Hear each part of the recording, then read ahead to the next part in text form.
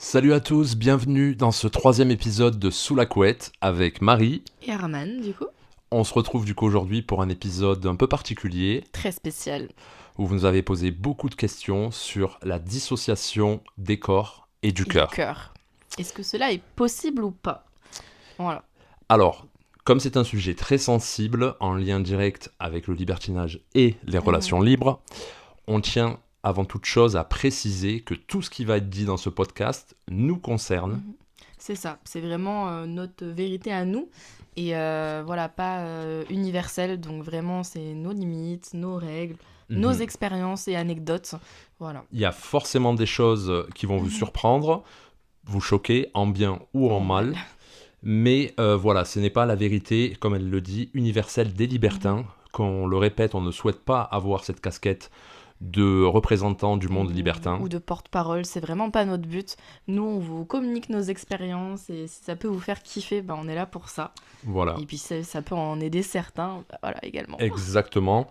Faire tomber les tabous, ça c'est vraiment quelque chose qui nous tient à cœur. Les clichés qui ont la vie dure. la vie dure, Les malheureusement. préjugés, pareil. Mais une fois de plus, ce sujet-là, c'est notre vision, nos règles, nos codes qu'on vous partage, ceux qu'on a dans notre intimité, dans notre façon de libertiner, mais vous ne le retrouverez pas chez tout le monde. C'est ça. Donc restez ouverts d'esprit, ça va bien se passer. Alors, pour aborder ce sujet sur la dissociation des corps et du cœur, on a trouvé avec Marie intéressant d'aborder le point des valeurs sociales, celles qu'on nous inculque depuis l'enfance, tout simplement, l'amour. Exactement.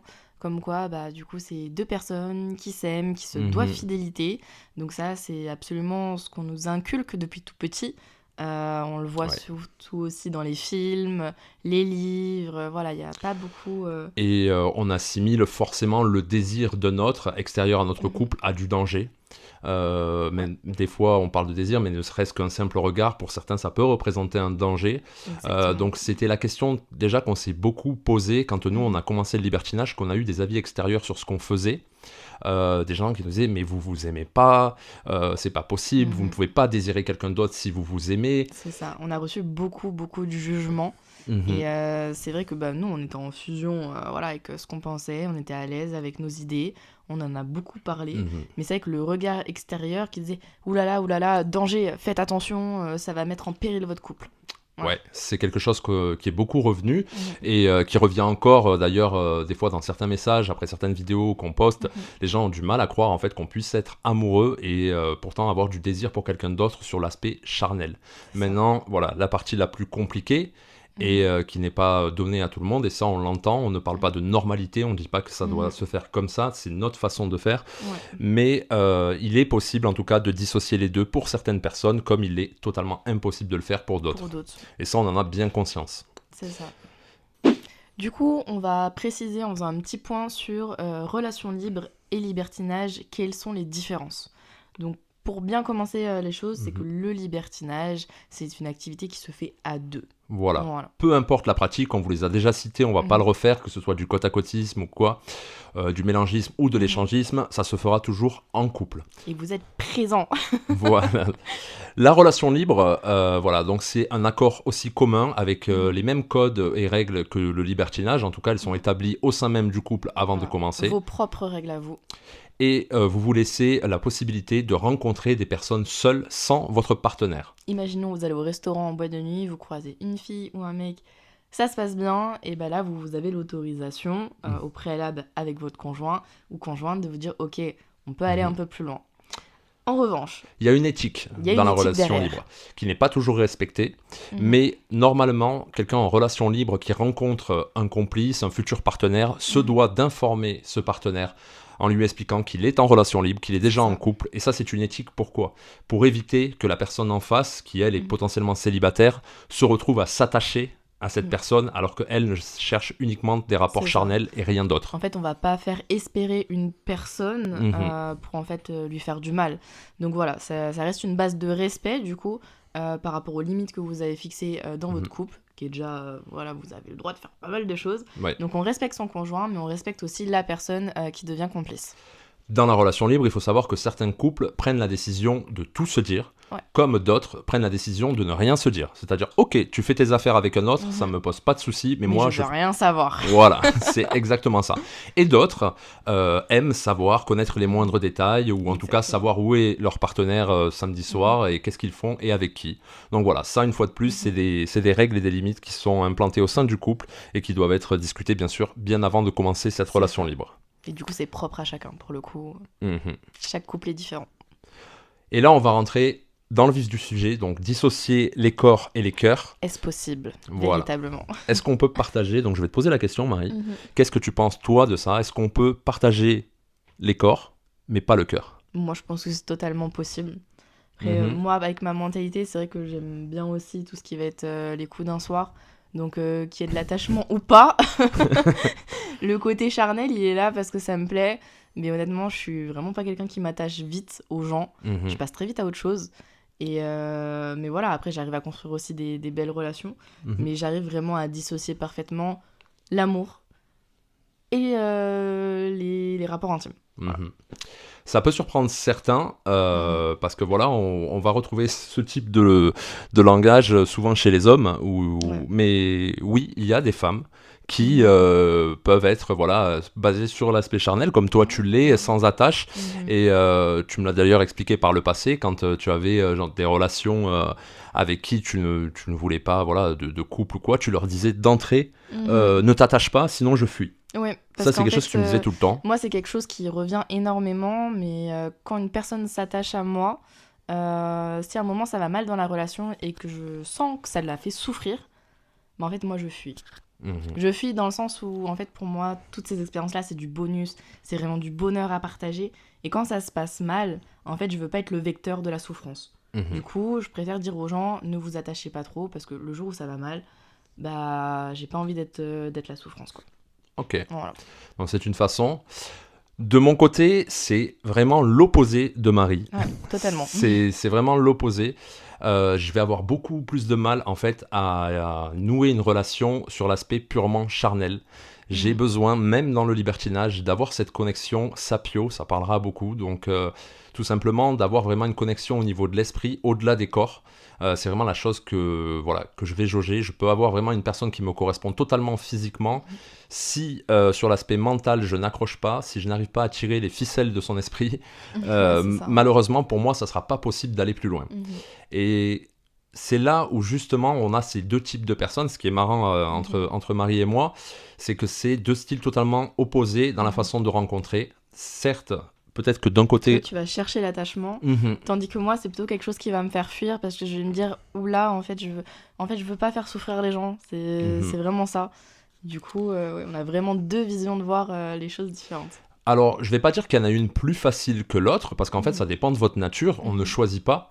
C'est vrai que j'aurais peut-être aimé être comme Marie, me dire, on va en club, et puis allons-y, je rencontre comme ça. Ça m'arrive, je vais pas faire l'hypocrite, ça m'est arrivé en club, voilà. Parce que je dis pas que je n'ai besoin d'avoir une conversation quand on est en club pendant 4 heures ou de s'envoyer des messages 3 semaines avant. Non, c'est le feeling, en fait, il se fait très rapidement sur l'aspect sapio. Mais dans des relations, par exemple sur des soirées privées, des choses comme ça, j'ai vraiment besoin d'avoir cette partie, cette accroche avec la personne. Et justement, c'est une partie assez sensible à gérer, puisque là, on parle justement de la dissociation du cœur et des sentiments. Et quand on renouvelle les expériences, il est vrai que... forcément, on s'attache encore plus. Donc, forcément, après, ça devient des amitiés. Et là, mélanger du coup rapport intime et amitié, la frontière, elle est très fine quand même. Elle est très fine. C'est pour ça que vous devez, en tout cas, vous fixer vos propres limites avant de vous lancer et vous connaître. Si vous êtes fleur bleue, ce qui n'est pas mon cas, c'est-à-dire que je ne tombe pas, c'est sûr. je ne tombe pas amoureux facilement, mais par contre j'ai quand même ce besoin de connexion. Mais si vous avez les deux combinés, que vous êtes sapio et en plus fleur bleue, que vous tombez facilement amoureux, alors là peut-être il faudra mettre plus de barrières qu'à la normale pour justement éviter un attachement. Après, il faut savoir aussi que les personnes qu'on rencontre en face sont aussi d'autres libertins. Donc en soi, on n'a pas vraiment cette opportunité de se dire « Oh, je vais tomber amoureux », même si ça se contrôle pas, et je vais me mettre en couple avec. Parce qu'en fait, les couples que vous rencontrez sont également amoureux. Voilà. Donc en fait, il n'y a pas forcément à se poser de questions. En tout cas, il y a pas... Le danger zéro n'existe pas, mais c'est quand même très limité. Ce qu'on peut vous conseiller, après une expérience qui s'est bien passée, parce que généralement quand ça se passe mal, de ce côté-là, on s'en fait pas trop, on se dit pas que son partenaire va partir avec l'autre Oui. quand l'expérience s'est mal passée, mais malheureusement ça arrive. Et des fois, il y a même des déséquilibres quand on rencontre un couple. Tu peux par exemple super bien t'entendre avec la femme, et moi avec l'homme, bah, c'est pas passé du tout, quoi. Ouais, bien sûr. Et vice-versa. Et vice-versa. Ouais. Alors des fois ça fait un peu mal parce qu'on se dit, voilà, on sort tout enjoué en se disant waouh, c'était super, et toi? Et là, non. Non. Non. Donc on sait qu'on reverra pas le couple, en tout cas pour nous, donc forcément, bon ben voilà, c'est comme ça, il faut savoir l'accepter, on essaie d'avoir l'équilibre en tout cas entre nous deux et puis entre nous quatre. C'est vraiment très très important. Après, des fois, on se dit, est-ce qu'on laisse une deuxième chance? Parce qu'on sait jamais, sur un malentendu, Ça peut le faire. Non, mais bien sûr, bah après, Voilà. la deuxième chance, bien sûr, c'est pas vraiment une deuxième chance, mais c'est... si on n'est pas sûr à 100%, des fois, revoir les gens dans d'autres circonstances, ça peut aider. Et puis, au Totalement. final, on peut passer à côté de quelque chose de super en s'arrêtant au premier rendez-vous. Et puis, ouais, surtout, il y a des hommes qui se découvrent au fil des rencontres. Mhm. Et ça monte crescendo, et là, vous dites, ah ouais, c'est ouf. Concernant la protection émotionnelle, comme on le disait tout à l'heure, ce qui est très important après une rencontre qui s'est bien passée, c'est de débriefer. Ouais. Il faut... Savoir ce qui vous a plu, ce qui vous a pas plu. Est-ce qu'il y a des limites qui ont été franchies et que vous en étiez pas rendu compte avant? Ouais. Donc ça, voilà.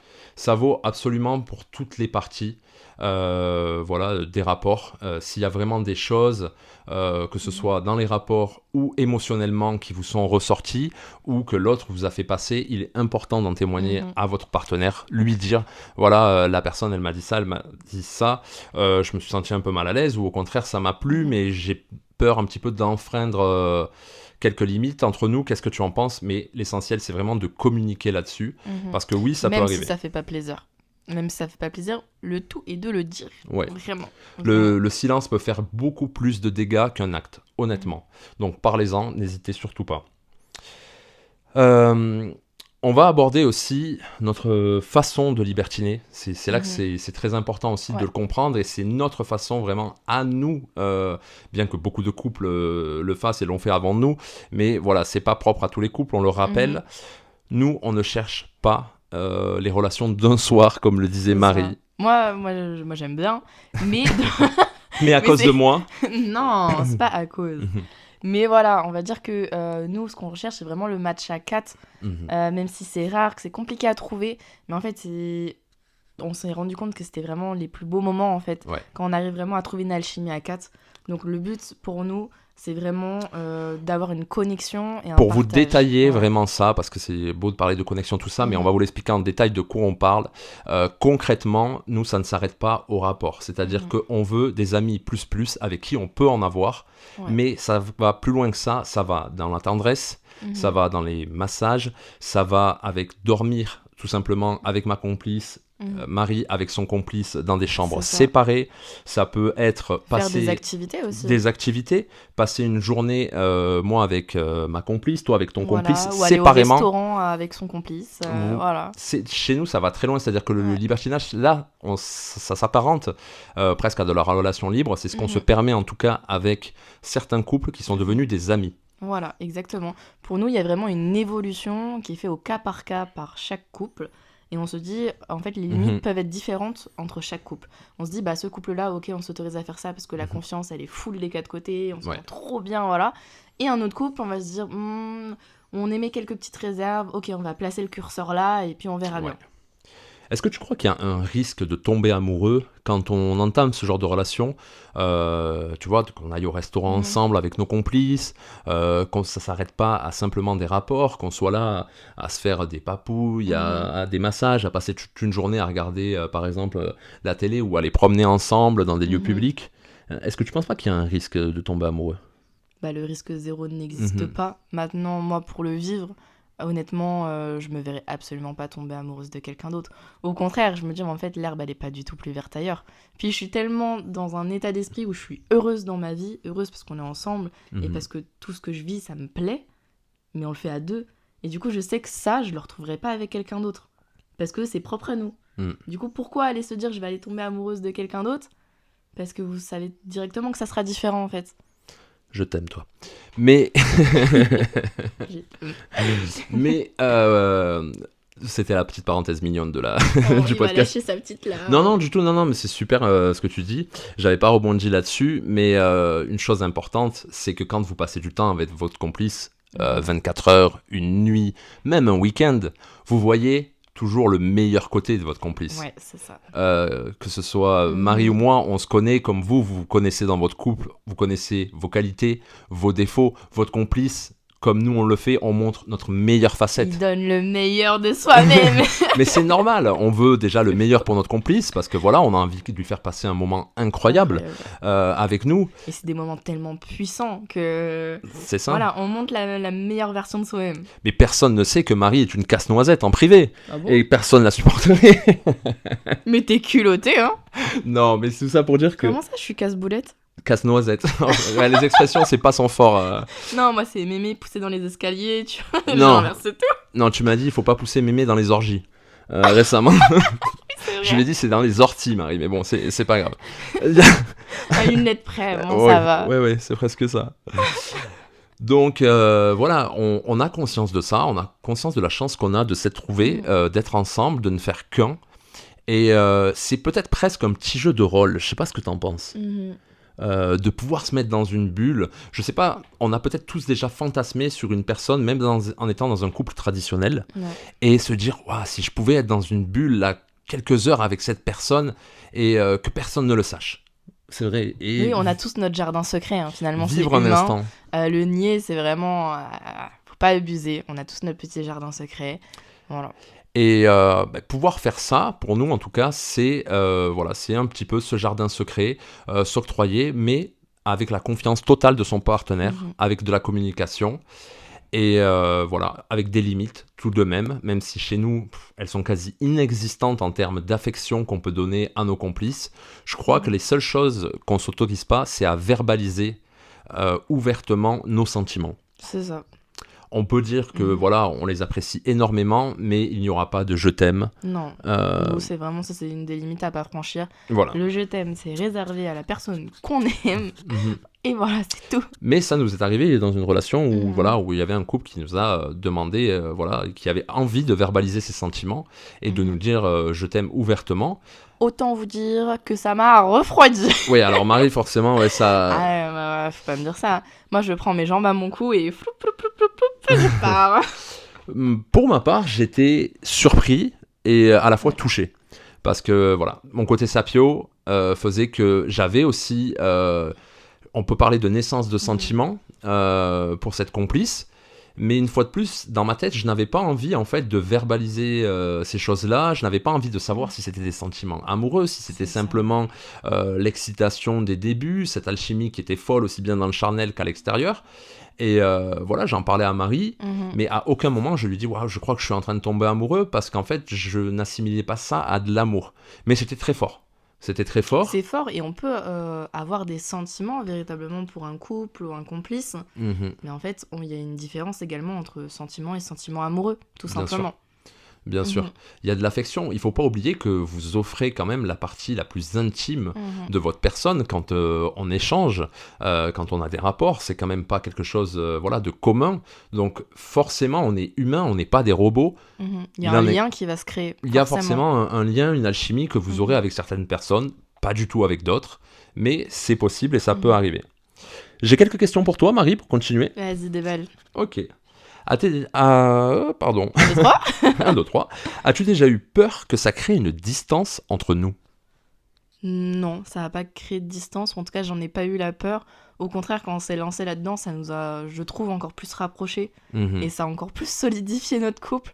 Parce qu'on s'est dit, ok, mais si ça se passe comme ça et que ça se passe bien, qu'est-ce qui peut arriver en fait ? Ouais. Quand on se dit tout, qu'il n'y a pas de mensonge, qu'on communique absolument sur tout, sur les moindres désirs, et pour le coup c'est le cas entre Marie et moi, on peut voir un bel homme dans la rue, une belle femme dans la rue, enfin que ce soit... Et se retourner comme ça et dire, ah ouais, elle envoie du lourd. De fou. Voilà, donc concrètement, que ce soit l'un ou l'autre, on est très ouvert là-dessus. On se dit absolument tout, donc la confiance, elle a jamais été ébranlée entre nous. Non. De ce côté-là. Et toi, du coup, t'as déjà eu peur ? Non, à part la première fois, et ça j'en ai déjà parlé en vidéo, je crois que la vidéo d'ailleurs a bien circulé, sur la pointe de jalousie. Du matin. Ouais, voilà, la pointe de jalousie au réveil chez le premier couple. Mais une fois de plus, c'était des barrières qu'on s'était pas fixées, on n'en avait pas communiqué à l'époque, c'était un fait nouveau qui venait d'apparaître. Il y a toujours un imprévu, hein, de toute façon. Voilà. Faut être ouvert d'esprit aussi là-dessus, de vous dire que voilà, il y a des imprévus qui peuvent arriver dans la soirée, et le tout est de savoir comment les gérer avec vous-même et avec votre partenaire. Est-ce que tu as déjà comparé un complice avec moi, avec notre relation? Est-ce que ça t'est déjà arrivé de te poser la question, est-ce qu'il est mieux que lui, ou des choses comme ça? Non, en fait, il n'y a pas de mieux ou moins bien, parce que c'est différent. Voilà. En fait, dire c'est mieux que mon partenaire, pour moi, je le prendrais super mal déjà si tu le faisais par rapport à moi. Donc, si je me mets dans la situation inverse, moi, je vais pas le faire. Toujours important de se positionner aussi par rapport à l'autre. Comme ça vous permet de réfléchir à ce que vous aimez ou pas. Mais c'est au même titre que les rapports, en fait. Les rapports, on nous a posé la question, mais est-ce que c'est pas fade de le faire que tous les deux, une fois que vous le faites régulièrement avec d'autres personnes? Eh bien, au contraire, en fait, après avoir coquiné tout un week-end, on a ce besoin de se retrouver. Reconnecter, tout ça. Et la comparaison, en fait, elle n'a pas lieu d'être, parce que les rapports qu'on a ensemble, ils sont saupoudrés d'un amour fou. Et à partir de là, en fait, on va pas vous l'apprendre, mais rapport intime plus relation amoureuse, il n'y a rien de plus fort. Ouais, c'est ça. Même si l'autre personne en face... Pardon. T'arrêtes pas, toi. Même si l'autre en face, elle a une super, il y a une super alchimie, vous ne retrouverez jamais ce que vous avez dans votre couple. Et là, je m'adresse du coup à toutes les personnes qui sont jalouses, qui ont cette peur que leur compagne ou compagnon puisse être attiré par un autre homme et partir avec lui. Normalement, si vous avez discuté de tout ça avant, il ne devrait y avoir aucun problème là-dessus. Moi, je pense aussi, je devrais rajouter quelque chose qui est super important, surtout en tant que femme, parce que je pense qu'on y est vraiment exposé. C'est que moi, les seules fois où dans le libertinage, j'ai eu des petits pics de jalousie, c'est parce que j'avais un moment de down, un moment où je me sentais pas bien dans mon corps, pas bien dans ma tête. Et en fait, le fait que je doute sur moi-même, et que voir Herman avec d'autres complices avec qui ça se passait super bien, là je pouvais avoir un petit sursaut de jalousie, alors que ça ne m'arrive vraiment quasiment jamais, et parce qu'en fait j'étais tout simplement pas bien avec moi-même. Avec toi-même, mais tu soulignes un point très important, c'est le déséquilibre. Quand tout à l'heure on vous parle d'alchimie à 4, que c'est ce qu'on recherche, vraiment c'est le plus important. Parce que si vous avez un déséquilibre, c'est vraiment impossible en fait de voir et de revoir les personnes, tout simplement parce que là vous allez créer de la jalousie, oui, ça c'est très certainement, et des tensions, parce que vous allez voir la complicité de votre partenaire avec l'autre complice, et vous, ce n'est absolument pas le cas, vous allez vous sentir lésé, et ça c'est un sentiment qui est humain.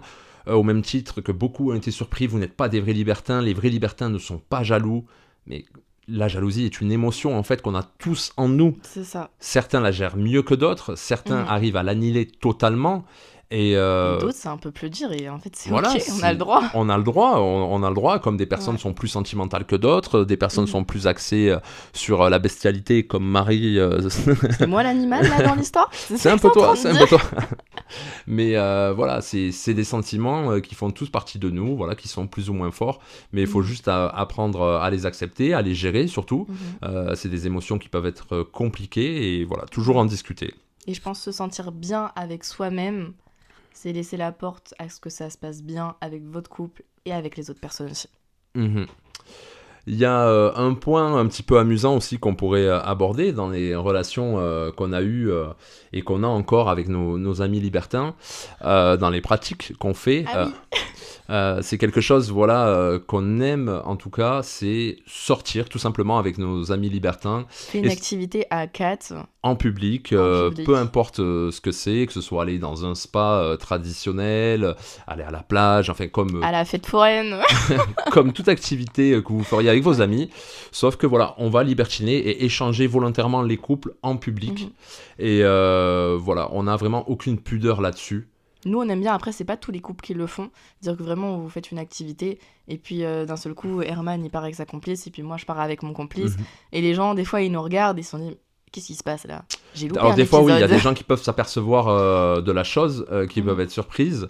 Après, globalement, on n'a jamais eu de mauvais retour là-dessus. Et puis, on le fait pas Non. pour le regard des gens, on le fait parce que nous, on est à l'aise avec notre Mhm. complice et on n'a pas envie, en fait, de passer la journée, en fait, à ne pas se toucher alors qu'on en a C'est très ça. envie et Mhm. attendre juste le soir de passer la porte de la maison pour se sauter dessus. En fait, on fait ça naturellement. Ouais. Si les gens s'en aperçoivent, ils s'en aperçoivent. Ça peut donner lieu forcément à On des a situations. beaucoup de petits sourires en coin, voilà, qui nous regardent et qui se disent oh. Dans les spas, les choses comme ça, oui, où Ouais. c'est des milieux assez clos, les gens vous voient arriver, bah, forcément, peut-être main dans la main avec Marie, puis 5 minutes après, ils vous voient passer avec une autre femme main dans la main. Chez certains, ça peut, Ouais, c'est ça. ça peut créer Après, un des fois, trouble. on a des regards aussi qui regardent mal, hein. Ça arrive. Ça peut arriver, en tout cas des regards qui Ouais. semblent juger. Je pense que le regard le plus insistant, c'est surtout vous, les deux femmes. Ouais, ça c'est... Franchement, Lorsqu'il y a je m'y rapprochement. attendais vraiment, vraiment pas. Mais c'est-à-dire que qu'on switch d'hommes, à la rigueur, ça fait rigoler. Par contre, quand c'est deux femmes qui ont une interaction entre elles, faut voir Ouais. le regard des gens. Mais ça, moi j'y étais pas prête, hein. Moi, je Oui. pensais pas que c'était aussi marqué de voir deux femmes ensemble, C'est, que ça perturbait autant, quoi. Deux femmes ensemble, le regard des gens est assez surprenant. Et plutôt négatif, quand même. Et plutôt négatif, voilà, vous êtes souvent dévisagés, mais vraiment des regards de qu'est-ce qu'elles font ces deux-là à s'embrasser. Ouais. Voilà, on parle de lieux de spa, par contre réservés aux adultes, hein, on précise, hein, il n'y a Oui, pas il y a jamais d'enfants là où d'enfants, enfants, même si c'est pas ouais. des spas libertins, c'est des spas qui sont pas autorisés aux personnes de moins de 18 ans. Mais c'est assez étonnant en fait qu'il y a encore ce regard sur la bisexualité, l'homosexualité, voilà, qui soit hyper dénigrant. Ah, pour le coup. Ouais, franchement, c'est. Ah, puis c'est vraiment dérangeant. On sent vraiment les regards qui sont pesants sur nous. Mhm. Alors que on fait rien de mal, hein. Calmez-vous. Pour conclure ce podcast, Mhm. Marie, tu penses quoi du coup? Qu'est-ce que tu conseillerais à un couple qui veut se lancer, qui a peur de tomber amoureux, que son partenaire tombe amoureux, de jalousie? Ok. Qu'est-ce que tu conseillerais? Moi, je pense que déjà, faut être bien dans ses baskets. Mhm. Donc voilà, être bien avec soi-même, accepter sa mentalité, son corps, faire tout en fait pour être bien dans sa peau. Parce qu'en fait, le plaisir, il vient de l'intérieur. Et si déjà vous n'êtes pas bien avec vous-même, être à l'aise avec votre partenaire et encore d'autres personnes, ça va être de plus en plus compliqué. Donc voilà, le principe, en tout cas le principal, c'est de se trouver. Voilà. Être fidèle à ses valeurs, à ses principes, rester qui l'on est. Et voilà. Surtout, fixer vos limites en fonction de qui vous êtes et des craintes que vous pouvez avoir. Le mieux, c'est de commencer progressivement. On n'a pas, bien sûr, démarré avec Marie sur des relations aussi fusionnelles avec d'autres couples. Nous, au début, voilà, on s'interdisait de dormir avec les autres. Une fois que les rapports étaient terminés, on se retrouvait directement. Il n'y avait pas de massage, pas de tendresse, des choses comme ça. Et voilà, c'est vraiment des étapes qu'on a franchies petit à petit au fil des rencontres, des liens très forts qu'on a tissés avec des amis libertins.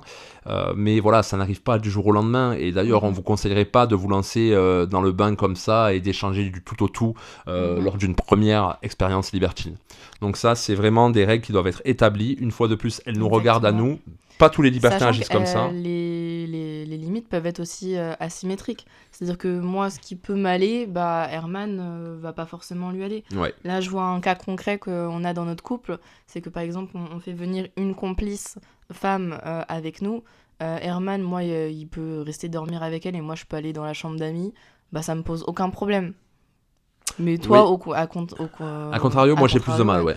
Toi, t'as plus de mal avec ça, et c'est ok, parce que moi, ça me dérange pas. Mais je ne le fais pas pour autant, parce que justement, voilà, c'est quelque chose que moi je n'accepte pas. S'il y a ce déséquilibre, justement, si je n'ai pas de complice avec moi, je me vois pas en fait laisser Marie dormir dans le lit avec son complice et moi dormir dans la chambre d'amis pour qu'il profite. Ça, c'est quelque chose que je ne peux pas.